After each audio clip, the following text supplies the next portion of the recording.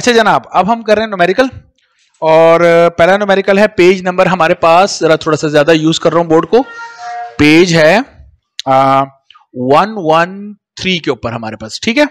और ये numerical number 5 है हमारे पास। तो 5 क्वेश्चन है, और उसमें जो बी पार्ट है ना, 5 का बी, वो हमारे पास क्या है, वो न्यूमेरिकल है। साहब फरमा रहे हैं स्पैनर, वही पाना, ठीक है, ऑफ 0.3 मीटर लेंथ, पाने की लेंथ कितनी है, 0.3 मीटर।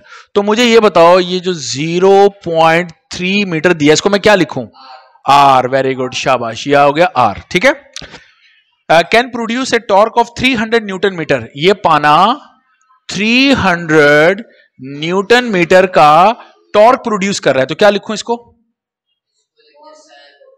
जी नहीं, कह रहे टॉर्क प्रोड्यूस कर रहा है। यूनिट तो देखो क्या लिखा हुआ है, न्यूटन मीटर।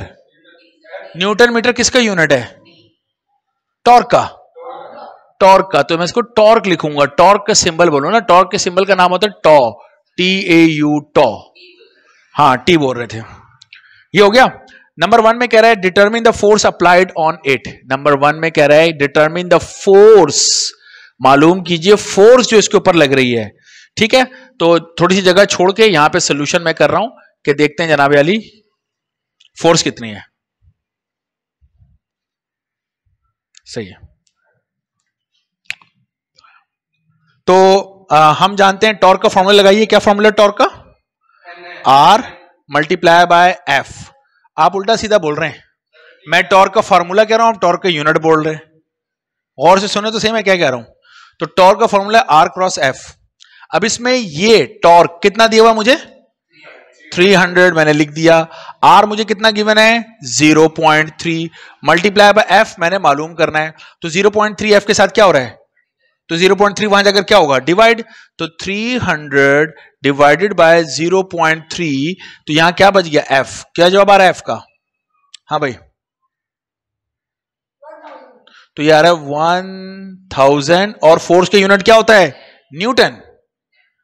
तो ये आ गया मेरे पास आंसर। अब बताओ इसमें क्या मुश्किल थी, आसान है, बस ये पता होना चाहिए। अब इसके नंबर 2 में कह रहा है, ये नंबर 1 था, इसके नंबर 2 न्यूमेरिकल के दूसरे हिस्से में कह रहा है what should be the length of the spanner. अब अंग्रेजी समझ में आनी चाहिए, what should be the length of the spanner, पाने की लेंथ क्या होगी। तो पाने की लेंथ को हम क्या बोलते हैं, आर। कह रहा है कि पाने की लेंथ क्या होगी, आर क्या होगा। If torque is to be increase to 500 newton metre, अगर मैं टॉर्क को इंक्रीज कर लूं कितना, 500 न्यूटन मीटर, इसका मतलब फोर्स नहीं इंक्रीज कर रहा, फोर्स वही है मेरे पास, बी केयरफुल। हाँ, तो अब दूसरे हिस्से के लिए समझो, जो पहले हिस्से में फोर्स निकाली है वो दूसरे हिस्से में यूज करनी है हमने। तो अब इसका सोल्यूशन हम कर लेते हैं। तो मुझे बताइए टॉर्क का उसी तरह फॉर्मूला में लगाऊंगा क्या, R मल्टीप्लाई बाय F। अब टॉर्क कितना हो चुका है मेरे पास, very good, 500 is equal to R मैंने मालूम करना है, और F दूसरे हिस्से के लिए वही है जो पहले हिस्से में कैलकुलेट किया गया है, कितना है, 1000, ठीक है।